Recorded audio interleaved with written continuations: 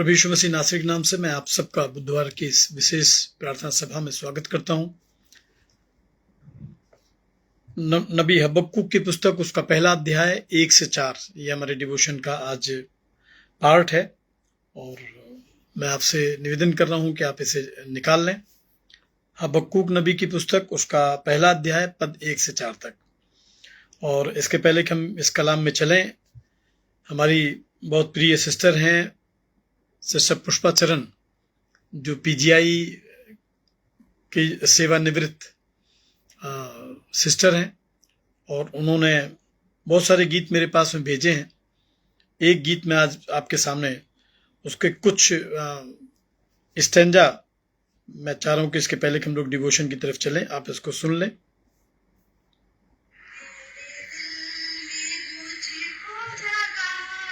और मैं आपसे भी निवेदन कर रहा हूं कि आप अपने गीत भी भेज सकते हैं मेरे पास में, सिस्टर पुष्पा चरण पीजीआई से।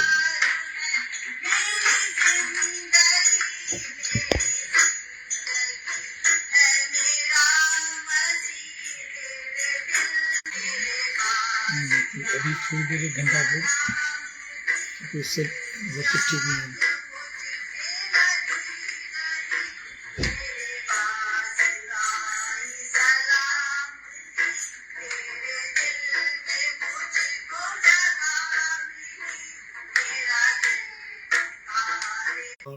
नेटवर्क कनेक्शन इस समय हम लोगों को मिल रहा है, बहुत स्लो स्पीड है, इसलिए मुझे लगता है कि आराधना का प्रसारण उस प्रकार से नहीं हो पा रहा जिस प्रकार से हम लोग चाहते हैं। पर हमारी दुआ है खुदाबंद से कि वो इस इबादत को पूरा करने में हम लोगों की सहायता मदद करे। और आज की शाम हम बीमारों के लिए प्रार्थना करते हैं और हम अपने पाए। साथ में हम लोग इस समय प्रार्थनाओं में याद करेंगे,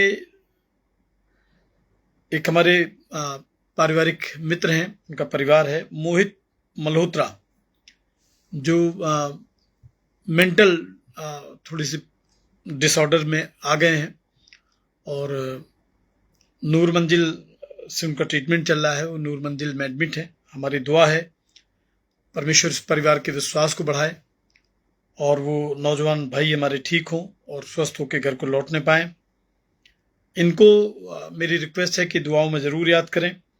साथ में गढ़मुक्तेश्वर उत्तर प्रदेश से मिस्टर आदेश कुमार के लिए हम लोग प्रार्थना करेंगे।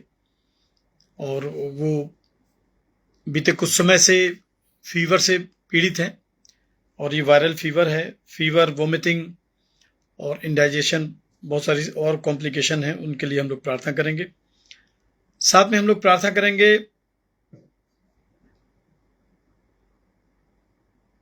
भाई राजकुमार सिंह के लिए,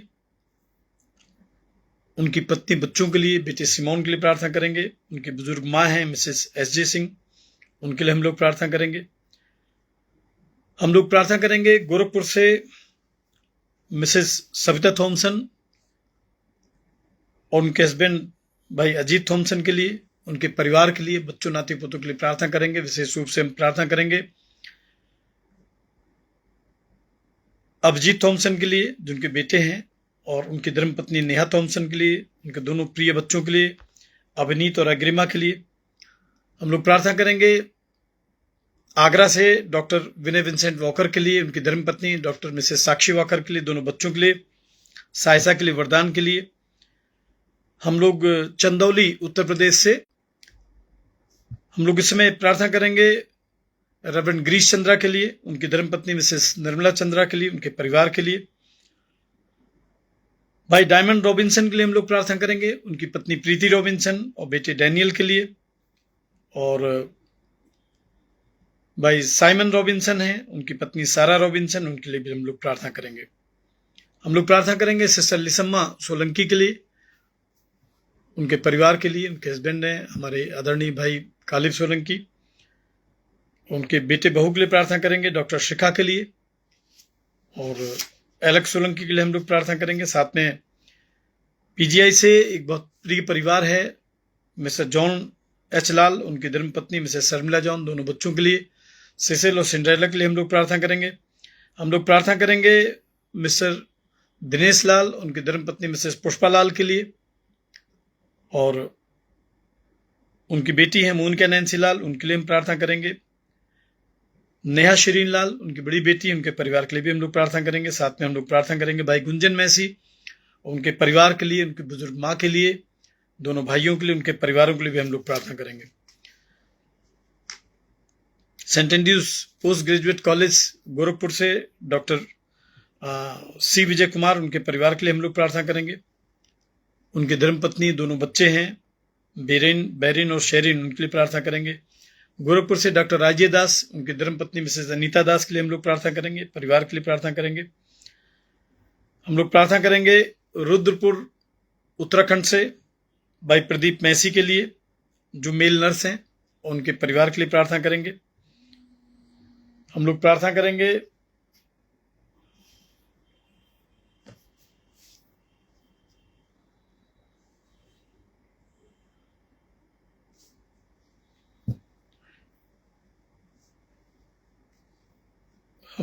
करेंगे इस समय हमारे प्रिय मिस्टर शैलेंद्र नाथ के लिए, उनकी धर्मपत्नी मिसेस अमिता नाथ के लिए, परिवार, बच्चों, नाती पोतों के लिए प्रार्थना करेंगे।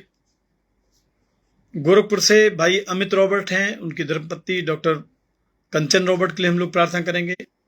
गिरिडीह झारखंड से हम लोग प्रार्थना करेंगे मिस्टर विलियम हंसदक के लिए, उनकी धर्मपत्नी मिसेस रेणुका हंसदक के लिए, उनके तीनों बच्चों के लिए प्रार्थना करेंगे, उज्ज्वला के लिए, आशीष के लिए, ज्योतिका के लिए। और हम प्रार्थना करेंगे मिसेस उर्मिला तिग्गा के लिए, जो कैंसर सर्वाइवर हैं और परमेश्वर उनको नया जीवन दिया है।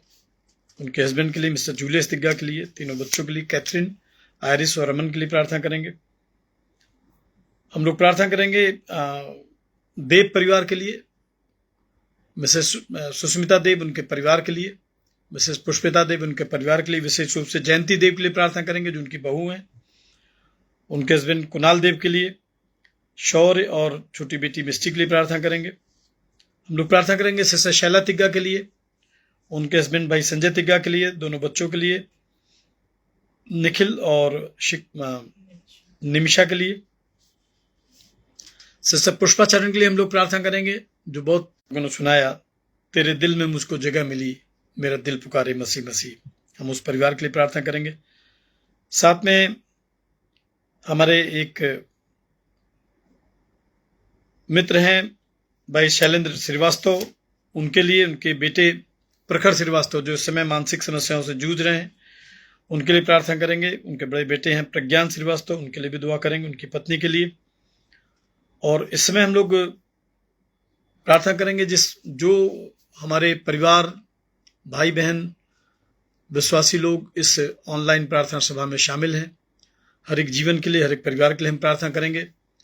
हम प्रार्थना करेंगे diocese of Lucknow, church of north India के लिए, डायसेशन सेक्रेटरी के लिए, डायसेशन ट्रेजरर के लिए, उनके परिवारों के लिए। हम प्रार्थना करेंगे डायसेशन vice president reverend Roshan Lal, उनके परिवार के लिए। हम church of north India senate के लिए प्रार्थना करेंगे, तमाम पदाधिकारियों के लिए, विशेष रूप से हमारे honourable moderator the most reverend Vijay Kumar Nayak के लिए। हम प्रार्थना करेंगे आदरणीय नील अलेक्जेंडर के लिए, उनके परिवार के लिए, उनकी सेवकाई के लिए दुआ करेंगे। हम लोग प्रार्थना करेंगे church of north India senate के तमाम सेवकों के लिए, तमाम कर्मचारियों के लिए, कि परमेश्वर इस बड़े इंस्टीट्यूशन के द्वारा अपनी महिमा को प्रकट करे। और हम प्रार्थना करेंगे इस समय विशाल सिंह के लिए, जो बीते काफी समय से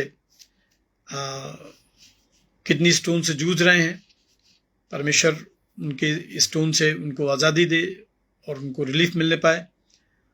हम प्रार्थना करेंगे मिसेज नीलू सिंह के लिए, जो सेंट पीटर चर्च की चर्च सिस्टर हैं और इस सेवकाई में उनका बड़ा कंट्रीब्यूशन है। और इन दिनों में सिस्टर कंचन गांधी, उनके हस्बैंड भाई रवि गांधी के लिए हम लोग प्रार्थना करेंगे। गोरखपुर से मिस्टर के वॉकर के लिए, उनके परिवार के लिए, और विशेष रूप से विशाल वॉकर के लिए, जो उनके बड़े बेटे हैं, उनके परिवार के लिए हम लोग दुआ करेंगे। आइए थोड़ा सा समय हम प्रार्थना में चलेंगे, अपनी आंखों को बंद करेंगे और हम दुआ करेंगे। अनुग्रहकारी जीवित प्रभु, आपकी महिमा, स्तुति, प्रशंसा, बड़ाई करते हैं परमेश्वर। ये बहुमूल समय है प्यारे खुदाबंद, जब हम आपकी संगति करते हैं अलग अलग स्थानों से, अलग अलग परिवारों से प्रभु, एक मन होकर प्यारे खुदाबंद हम आपके सानिध्य में आते हैं पिता परमेश्वर। प्यारे प्रभु, बुधवार की शाम जिन लोगों के नाम लिए गए हैं, जो पीड़ा में हैं, कष्ट में हैं पिता परमेश्वर, उनके लिए दुआ मांगते हैं। हमारी प्रार्थना है प्रभु, ये शाम आपके अनुग्रह की शाम बने। ये शाम होता है उन सारे माध्यमों को प्रभु, नेटवर्क स्पीड को आपके हाथ सौंपते हैं परमेश्वर। और हमारी दुआ है प्रभु कि ये इबादत हमारे लिए एक आशीष और गवाही का कारण बने प्रभु। हमारे गीत, प्रार्थनाएं, वचन का पढ़ा सुना जाना आपकी महिमा के लिए परमेश्वर। विशेष रूप से प्यारे खुदाबंद, जो निराशा में है, मिसगाइड हैं पिता परमेश्वर, आपके संगति से दूर हैं, हम उन तमाम भूले भटके लोगों को प्रभु, तमाम पीड़ित लोगों को, अन्याय सहते लोगों को पिता परमेश्वर आपके हाथों में सौंपते हैं। हमारी दुआ है प्रभु, ये शाम मुक्ति की शाम बने, ये शाम आशीष की शाम बने प्रभु, और हम सब आपकी महिमा और आपकी सामर्थ और आश्चर्य कर्मों को देखने पाए। कंप्लीट सरेंडर प्रभु आपके हाथों में करते हैं। अपने खादिम के साथ होइए प्रभु, जो शिक्षा, संदेश, वचन आप हमें देना चाहते हैं, हम प्रभु उसके योग्य फल लाएं, और ये शाम प्रभु हम आपकी गवाही में शामिल होने पाए।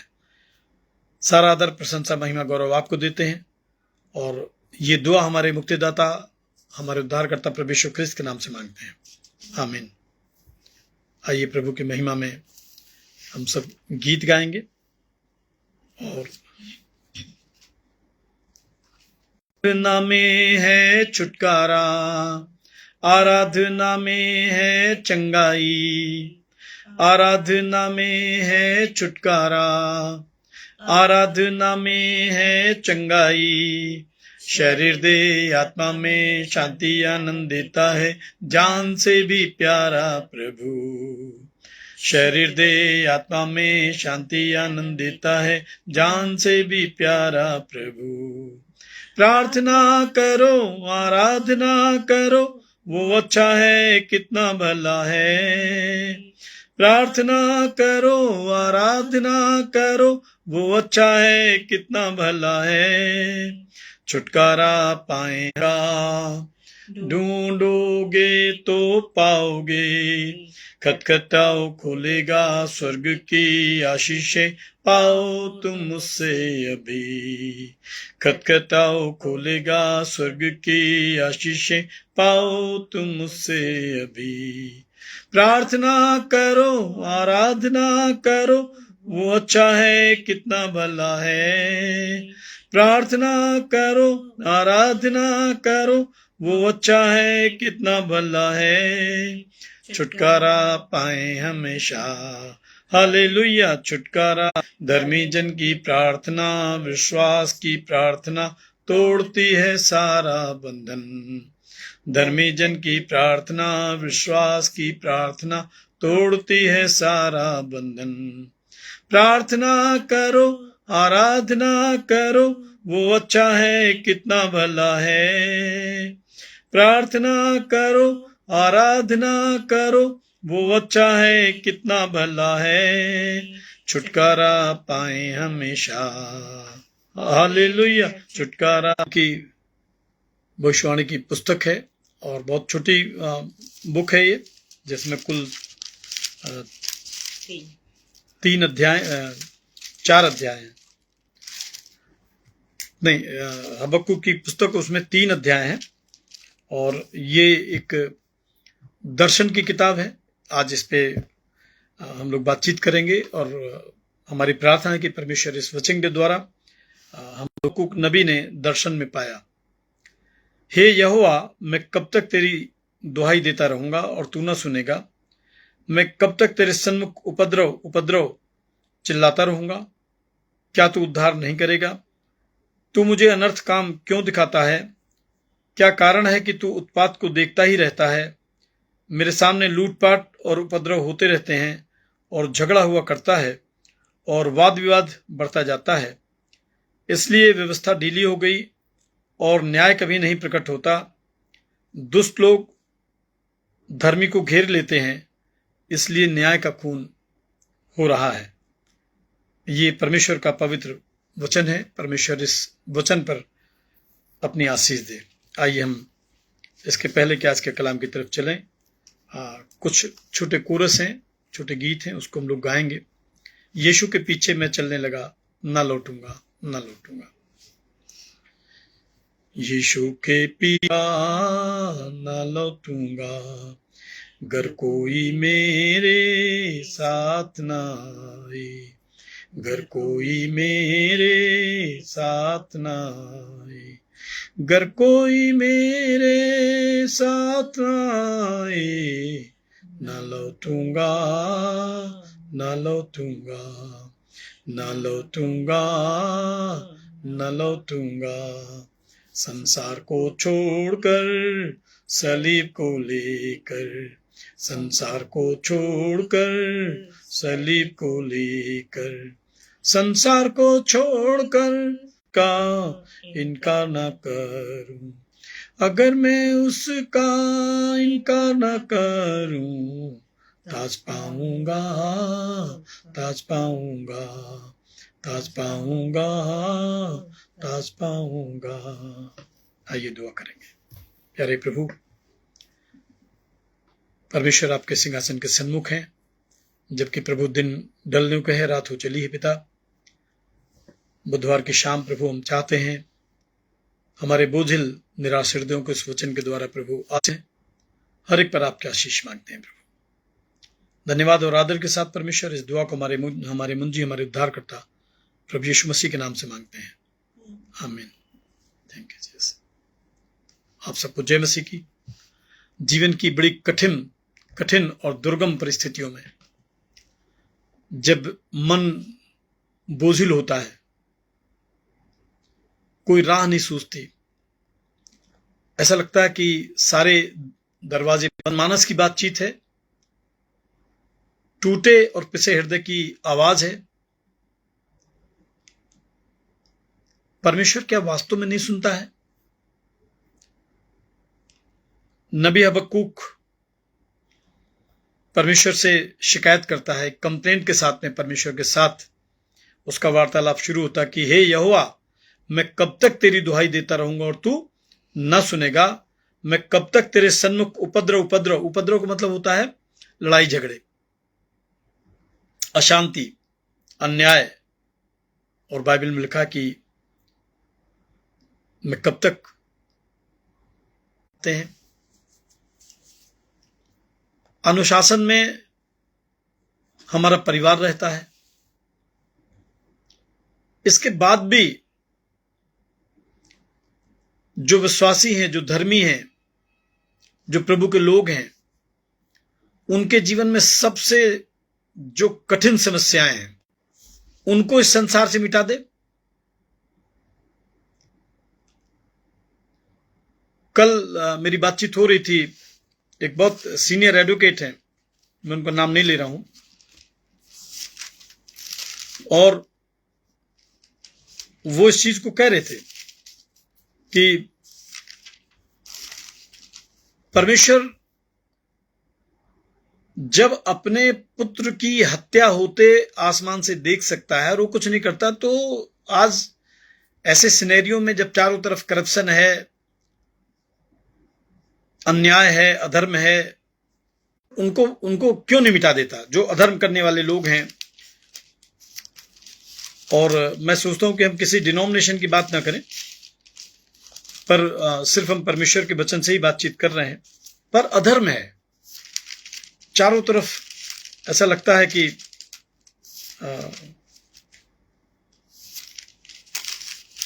एक अंधकार का समय आ गया है, एक अन्याय का समय आ गया है।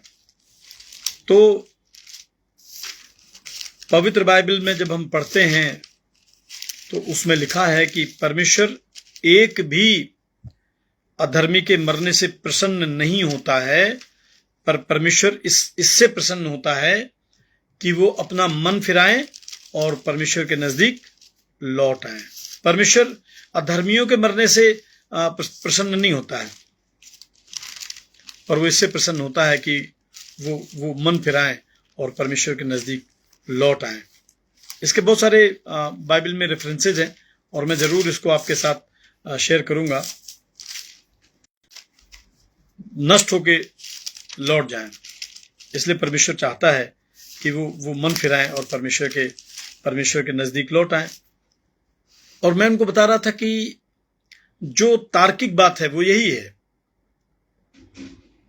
कि बजाय धर्मी कष्ट में जीवन गुजारें, जैसा कि कल मेरी बातचीत हो रही थी, अधर्मी नष्ट हो जाएं। सोचिए जरा सा एक इमेजिनेशन में, जो बाइबल की 39 बुक्स हैं, अगर आप उनका अध्ययन करें तो उनमें परमेश्वर का क्रोध है, परमेश्वर का दंड है। नूह के समय में पूरी पृथ्वी को मिटाना, फिरौन की गुलामी से मूसा की अगुवाई में इजरायलियों को आजादी देना, लाल समुद्र पार कराना। लेकिन 40 वर्ष तक, इसके पहले कि वो उन्हें प्रतिज्ञा के देश में पहुंचाए, वो उन्हें बयाबान जंगल में भटकाता रहा, जहां हजारों जो इजरायली थे वो मारे गए। सब प्रतिज्ञा के देश में नहीं पहुंचे, चंद लोग पहुंचे। परमेश्वर इन परिस्थितियों को, और हम अपने निजी लाभ से, निजी स्वार्थ से बाहर निकल के देखें इस चीज को,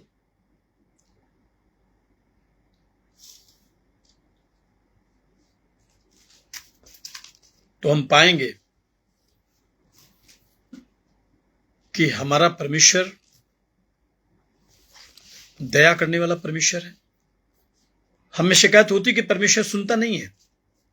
हमको शिकायत होती क्योंकि हम अपने समय पे, अपनी पीड़ा में, अपनी परेशानी में चाहते हैं कि परमेश्वर इमीडिएट एक्शन ले, इमीडिएट इंटरफियर करे, और वो जो हमारी कठिन परिस्थितियां हैं जिनसे हम गुजर रहे हैं, उनसे हमको आजादी मिले। साम 34 वर्स 17, तो उसमें क्या लिखा है? धर्मी दुहाई देते हैं और यहोवा सुनता है और उनको सब विपत्तियों से छुड़ा लेता है ना? तो बाइबल में तो लिखा है, खुदा के कलाम में, परमेश्वर का वचन जो कभी टलता नहीं है, उसमें लिखा है कि परमेश्वर सुनता है। लेकिन जब आप 19 पद का अध्ययन को देखेंगे, इसी में उसमें लिखा धर्मी पर परमेश्वर चाहता तो इजरायलियों को लाल समुद्र का सामना ही नहीं करना पड़ता। लेकिन परमेश्वर ने उनके विश्वास को, उनके धीरज को, उनके प्रेम को समंदर की गहराइयों में ले जाके परखा। यह अलग बात है कि लाल समुद्र, जैसे ही मूसा ने अपनी लाठी रखी, पैर रखा, वो 2 भागों में बंट गया। लेकिन वहां तक परमेश्वर देख रहा है, वहां तक परमेश्वर चाहता है। 49 सुनेंगे, नबी यशाया की पुस्तक, उसका 49 अध्याय और 14 पद से मैं कुछ पद आपके साथ शेयर कर रहा हूं। उसमें लिखा है, परंतु सियोन ने कहा कि यहोवा ने मुझे त्याग दिया है, मेरा प्रभु मुझे भूल गया है। क्या यह हो सकता है कि कोई माता अपने दूध पीते बच्चों को भूल जाए? और जीवन में विपत्तियां आती हैं, बीमारियां आती हैं, परेशानी आती है, अलगाव आता है, धोखा आता है, निंदा होती है, अभाव अपमान सहना पड़ता है। इसका मतलब यह नहीं है कि परमेश्वर हमारी प्रार्थनाओं को नहीं सुनता है। इसका मतलब यह नहीं कि परमेश्वर हमारी तरफ नहीं देखता है। इसका मतलब यह नहीं कि परमेश्वर हमें भूल गया है। अपने मुंह पर अधर्मियों के थूक को न सहन करता। यशाया 53 अगर हम लोग देखेंगे, द बुक ऑफ आइजिया चैप्टर 53 और उसके 5 पद में लिखा है कि वो हमारे ही अपराधों के कारण घायल किया गया। अपराध हमारे हैं, गलतियां हमारी हैं, अनाज्ञाकारिता हमारी है, लेकिन उसका दंड को कौन भोग रहा है? कौन कौन उस पाप का भार उठाने के लिए आया इस संसार में?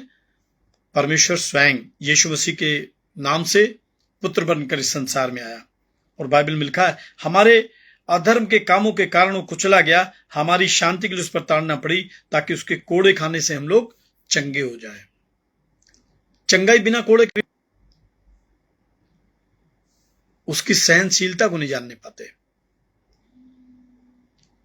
तब शायद हमको मालूम ना होता कि हमारे अपनों से ज्यादा, हमारे लोगों से ज्यादा परमेश्वर हमसे प्रेम करता है।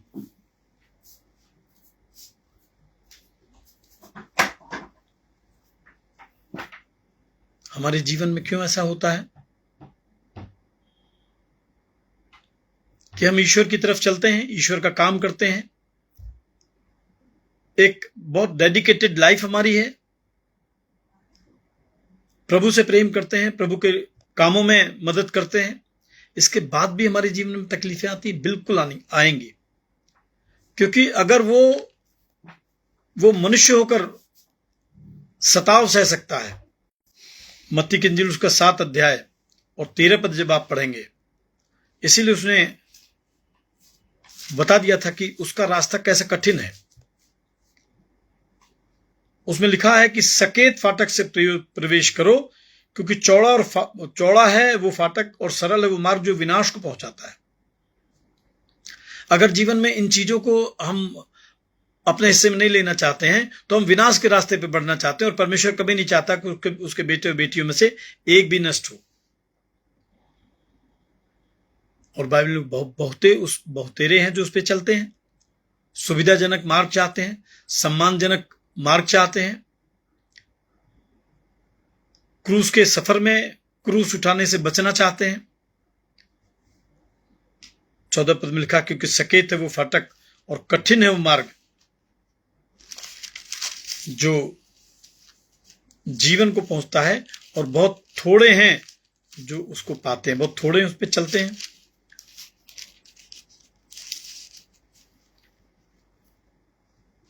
यीशु ने कहा,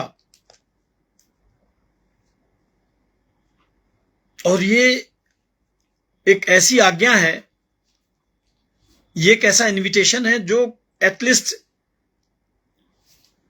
बाइबल के 3 सुसमाचारों में लगातार पाया जाता है। मत्ती की इंजील उसका 16 अध्याय और उसके 24 से 27 पद आप देखेंगे। मरकुस की इंजील उसका 8 अध्याय 34 पद से 9वें अध्याय के पहले पद तक देखेंगे। लूका की इंजील उसका 9 अध्याय 23 से 27 पद में देखेंगे। क्या है? यीशु ने अपने चेलों से कहा, यदि कोई मेरे पीछे आना चाहे तो अपने आप एक इनकार करे, अपना क्रूस उठाए और मेरे पीछे हो ले। मरकुस 8 भी देखेंगे। मतलब क्राइस्ट क्या कहना चाहता है और उसका मकसद क्या है? हमें बड़ा कष्ट उठा के उसके राज्य में प्रवेश करना। इतना आसानी से हम उसके राज्य में प्रवेश नहीं पाएंगे, मुक्ति नहीं मिलेगी। ये जो गुनाह किए हैं, गुनाहों का भार हमें यही छोड़ना पड़ेगा। मरकुस की इंजील उसका 8 अध्याय और उसके 34 पद में लिखा है, उसने भीड़ को अपने चेलों समेत पास बुलाकर उनसे कहा कि जो कोई मेरे पीछे आना चाहे वो अपने आपे से इनकार करे और अपना क्रूस उठाकर मेरे पीछे हो ले। लूका 9 और 23 से भी देखेंगे।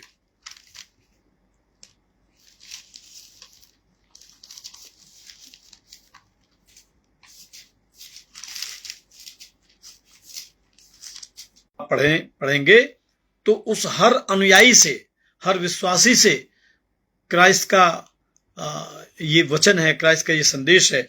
सबसे कहा, यदि कोई मेरे पीछे आना चाहे तो अपने आपे का इनकार करे और प्रतिदिन अपना क्रूस उठाए हुए मेरे पीछे हो ले। प्रतिदिन अपना क्रूस उठा के मेरे पीछे हो ले।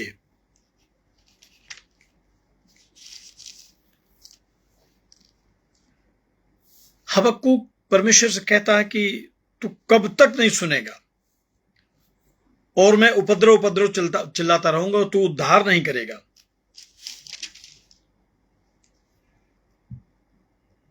और हबक्कूक की पुस्तक पहला अध्याय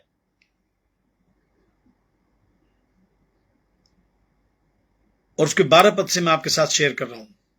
12-13 पद देखेंगे। हबक्कूक 1:12-13 क्या लिखा? हे मेरे प्रभु यहोवा, हे मेरे पवित्र परमेश्वर, क्या तू अनादिकाल से नहीं? इस कारण हम लोग नहीं मरने के। हे यहोवा, तूने उनको न्याय करने के लिए ठहराया है। हे चट्टान, तूने उलाहना देने के लिए उनको बैठाया है। तेरी आंखें ऐसी शुद्ध हैं कि तू बुराई को देख ही नहीं सकता और तू उत्पात को देखकर चुप नहीं रह सकता। फिर तू विश्वासघातियों को क्यों देखता रहता है? और जब दुष्ट निर्दोष को निगल जाता है तब तू क्यों चुप रहता है? दुष्ट निर्दोष को निगल जाता है और परमेश्वर चुप रहता है।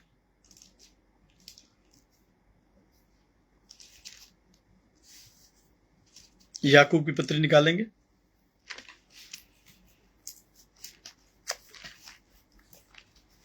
याकूब की पत्री निकालेंगे।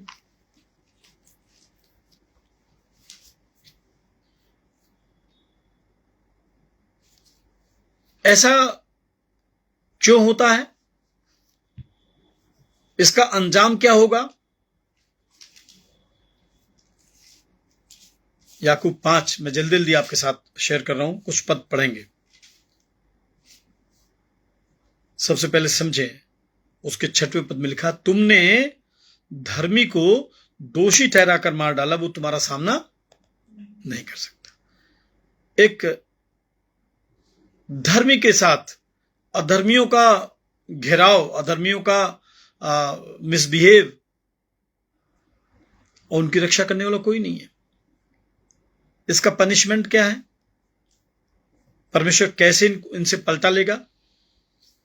इसमें लिखा है, धनवानों सुन तो लो, तुम अपने आने वाले क्लेशों पर चिल्ला चिल्ला कर रो। तुम्हारा धन बिगड़ गया और तुम्हारे वस्त्रों को कीड़े खा गए हैं। तुम्हारे सोने चांदी में काई लग गई है और वो काई तुम पर गवाही देगी और आग के समान तुम्हारा मांस खा जाएगी। तुमने अंतिम युग में धन बटोरा है। और लिखा, देखो जिन मजदूरों ने तुम्हारे खेत काटे उनकी मजदूरी तुमने धोखा देकर रख ली है। वो चिल्ला रही है और लवने वालों की दुहाई सेनाओं के प्रभु के कानों तक पहुंच गई है। तुम पृथ्वी पर भोग विलास में लगे रहे और बड़ा सुख होगा। तुमने वध के दिन के लिए अपने हृदय का पालन पोषण करके उसको मोटा ताजा किया है। तुमने वध के दिन के लिए उसको मोटा ताजा किया है। तुमने धर्मी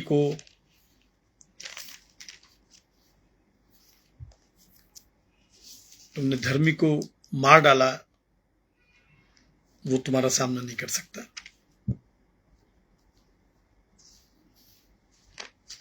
तो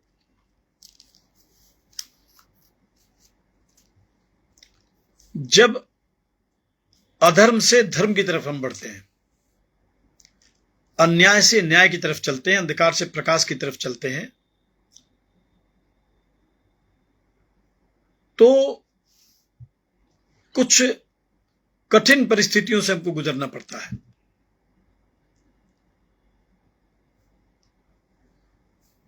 अधर्म हमें अपनी तरफ अट्रैक्ट करता है, अपनी तरफ खींचता है, और जिस प्रक्रिया से नया हो जाता है। दूसरा कुरिन्थियों 5 अध्याय के 17 पद में लिखा है, सो यदि कोई मसीह में है तो वो नई सृष्टि है, पुरानी बातें बीत गई, देखो सब कुछ, सारी बातें अब नई हो गई हैं। तो पुराना आवरण जब हटता है और नए जीवन में आप प्रवेश करते हैं तो बहुत कुछ बदलता है, लेकिन ये बड़ा पेनफुल होता है। कुलस्सियों 3:1 में देखिए, अतः जब तुम मसीह के साथ जिलाए गए तो स्वर्गीय वस्तुओं की खोज में रहो जहां मसीह विद्यमान है और परमेश्वर की दाहिनी ओर बैठा है। पृथ्वी पर के नहीं परंतु स्वर्गीय वस्तुओं पर ध्यान लगाओ। ये साधना है, ये ट्रेनिंग है, ये वो कष्ट हैं जो अधर्म से धर्म की तरफ जब हम चलते हैं, अन्याय से न्याय की तरफ चलते हैं, सांसारिक जीवन से मसीह की जीवन की तरफ चलते हैं, तो हमें दुख देते हैं, हमें परेशानियां देते हैं। और इसलिए लिखा है कुलस्सियों 3:8 में, पर अब तुम भी इन सब को अर्थात क्रोध, रोष, बैर भाव, निंदा और मुंह से गालियां बकना, ये सब छोड़ दो। कल तक हम ऐसे ही काम करते थे, कल तक हम ऐसे लोगों के साथ उठते बैठते थे। अब आज हमारा जीवन मसीह का जीवन हो गया है, तो हम पुराने जीवन, पुरानी संगति में क्यों वापस लौटेंगे? उस संगति में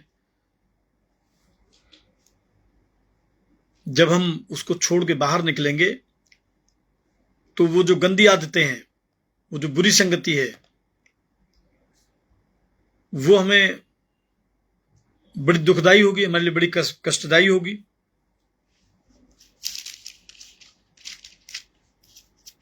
और प्रकाशित वाक्य मैं थोड़ा सा आपके साथ एक और शेयर करना चाह रहा हूं।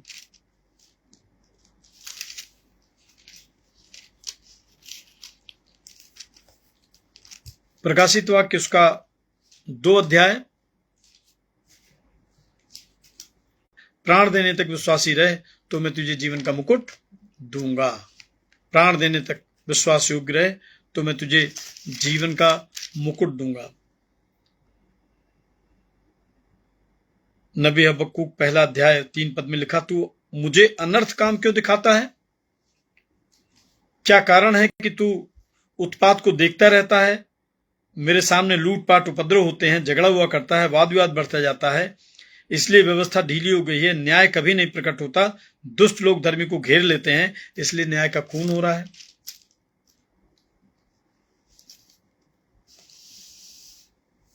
परमेश्वर इसको रिप्लाई देता है। हम ये मान लें कि परमेश्वर अन्यायी है, परमेश्वर न्याय नहीं करता है, तो यूहन्ना की इंजील निकालेंगे।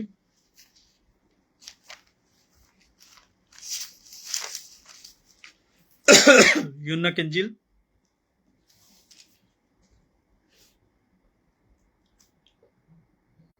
कहीं से किसी भी रूप में अगर हम मसीह की तरफ हैं तो हमारा न्याय परमेश्वर करेगा।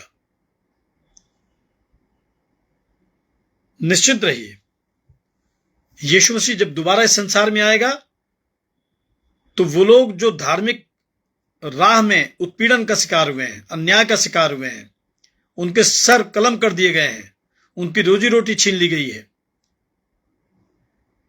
परमेश्वर उनका न्याय करेगा। यूहन्ना 5 और उसके 24 पद में लिखा है, मैं तुमसे सच सच कहता हूं कि जो मेरा वचन सुनकर मेरे भेजने वाले पर विश्वास करता है, परमेश्वर के पुत्र का शब्द सुनेंगे और जो सुनेंगे वे जिएंगे। आपको परमेश्वर का वचन सुनाई देता है? आप उसे स्वीकार करते हैं? आप अपने जीवन को यीशु मसीह के हाथों में सौंपना चाहते हैं? 27 पद को देखेंगे, उसमें लिखा है, वरन उसे न्याय करने का भी अधिकार दिया गया है, इसलिए कि वो मनुष्य का पुत्र है। लाजर कैसे यीशु मसीह की आवाज सुन के उस ग्रेव से बाहर निकल आया था, जबकि उसको मरे हुए 4 दिन हो गए थे। और लिखा यूहन्ना 5:29 में, जिन्होंने भलाई की है वे जीवन के पुनरुत्थान के लिए जी उठेंगे और जिन्होंने बुराई की है वो दंड के पुनरुत्थान के लिए जी उठेंगे। जिएंगे सब, ये समझ लीजिए, अपने विश्वास के द्वारा जीवित रहेगा। दुष्ट हैं, वो अहंकारी हैं, लेकिन बाइबल में लिखा है कि धर्मी अपने विश्वास से जीवित रहेगा।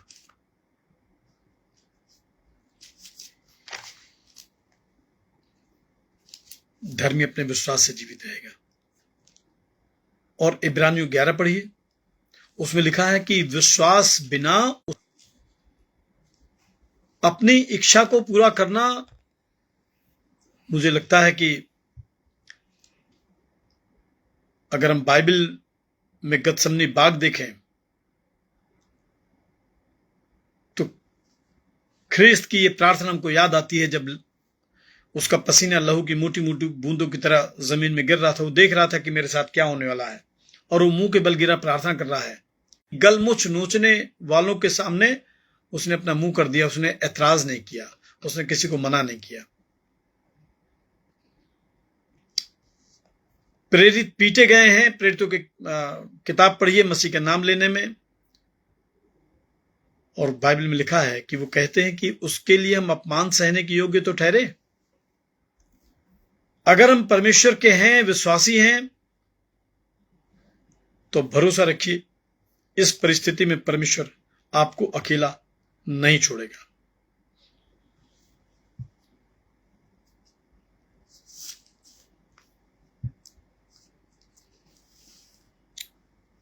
और आप हबक्कुक की किताब पूरा पढ़िएगा। परमेश्वर के साथ हबक्कुक का वार्तालाप है और मैं उसका अंतिम टेस्ट बनी आपको बता के इसको समाप्त करूंगा। हबक्कुक 3 और उसका 17 और से वार्तालाप के बाद, परमेश्वर से बातचीत के बाद देखिए क्या कहता है। क्योंकि चाहे अंजीर के वृक्षों में फूल न लगे और न दाखलताओं में फल लगे, जलपाई के वृक्ष से केवल धोखा पाया जाए और खेतों में अन्न न उपजे, भेड़शालाओं में भेड़ बकरियां न रहें, न थानों में गाय बैल हों, तो भी मैं यहोवा के कारण आनंदित और मगन रहूंगा। तो भी आशीष दे। आइए हम लोग इसके पहले की आज की इबादत की अंतिम प्रार्थना में शामिल हों। एक गीत गाएंगे, तेरी इच्छा पूरी हो जाए, हाथों में तेरे जीवन है मेरे। ये सबको आता है। आप अपने स्थान पे जहां से भी आप इस इबादत में शामिल हैं, मेरे साथ इस गीत को गाएंगे। तेरी इच्छा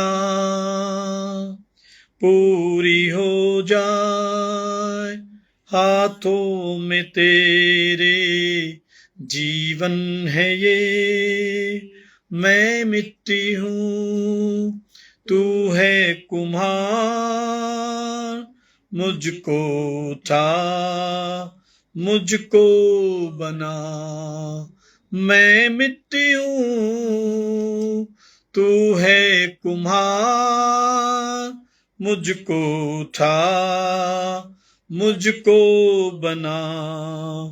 अपनी मर्जी पर मैं चलता रहा, तुझको देता हूं, लेकिन प्रभु आज से मैं तेरे क्रूस को ले लेता हूं। Thank you Jesus.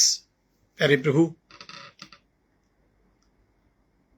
आपसे प्रार्थना पिता परमेश्वर, जो वचन का बीज हमारे हृदयों की भूमि पर बोया गया पिता परमेश्वर, वो फलवंत होने पाए पिता परमेश्वर। 30 गुना, 60 गुना, 100 गुना प्रभु। आपके बेटे और बेटियां प्रभु जो अलग अलग स्थानों से शामिल हैं, नाम बनाम प्रभु हम आपके तुम सौंपते हैं परमेश्वर। हमारी परिस्थितियों को प्रभु बदल दीजिए पिता परमेश्वर। हमारे कष्टों का निवारण कीजिए प्रभु। हमारी निराशाओं में आशा बन के मैं प्रभु, और संसार की कोई भी परिस्थिति आपके लिए कठिन, आपके लिए असंभव नहीं पिता परमेश्वर। प्रभु, जो भी कठिन परिस्थितियां हैं, यीशु आपके नाम से हम उनको डांटते, उनको अलग करते हैं परमेश्वर। वो विश्वासी जीवन को छोड़ के बाहर निकल जाए पिता परमेश्वर के सामर्थ्य प्रभु। आज अभी इसी समय जो बीमार हैं वो चंगे हों, निराशाओं को आशा मिले पिता परमेश्वर, और जो जीवन से प्रभु पराजित हैं वो जीवन में विजय प्राप्त करने पाए पिता परमेश्वर। अपने आप को प्रभु, अपनी पत्नी बच्चों को आपके हाथों में सौंपते हैं। कलीसिया के एक एक जन को आपके हाथों में सौंपते हैं प्रभु। ना पढ़ने दे, परंतु बुराई से बचा, क्योंकि राज्य, पराक्रम और महिमा वो सर्वदा तेरे ही है। आमीन। हमारे प्रभु यीशु मसीह का अनुग्रह, शांति और चंगाई, परमेश्वर पिता का प्रेम, पवित्र आत्मा की संगति और सहभागिता सर के साथ, प्यारे खुदावंद आज की शाम तमाम बीमारों के साथ, तमाम इस इबादत में शामिल आपके बेटे और बेटियों के साथ पिता परमेश्वर, और प्यारे खुदावंद आज की शाम उन तमाम लोगों के साथ जो आप में ईमान रखते हैं प्रभु।